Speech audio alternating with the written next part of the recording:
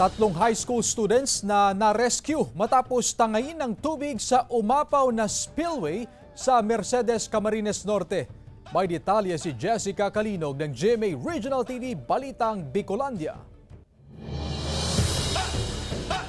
Dahil sa naranasang pag-uulan nitong mga nakaraang araw na epekto ng shear line, umapaw ang tubig sa spillway na ito sa barangay Pambuhan, Mercedes, Camarines Norte. Sa video na ito, makikita ang grupo ng mga estudyante na pauwi na mula sa kanilang paaralan.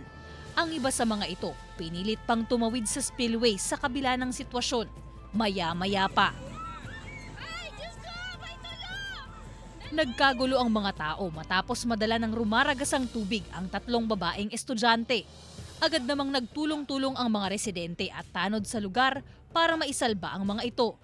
Maswerte namang nailigtas ang mga kabataan na ngayon ay nasa mabuti ng kalagayan. Pag lalakang pa lang po maluya, tapos nung nasa tao na po kami, bigla pong kusog itong salog. Yung pong mga kasama kong mga pinsan, sila po ang naghabol, naglangoy para masagip. Tumakbo naman po kami sa baba para abangan po sila.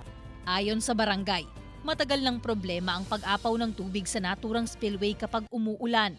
Kaya umaasa ang mga ito na tuluyan ng malalagyan ng tulay ang naturang lugar para maiwasan na ang mga ganitong aksidente.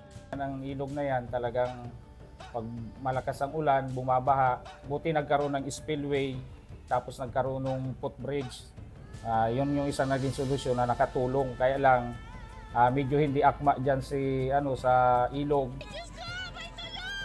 Mula sa GMA Regional TV, Balitang Bicolandia, Jessica Calinog, nagbabalita para sa GMA Integrated News.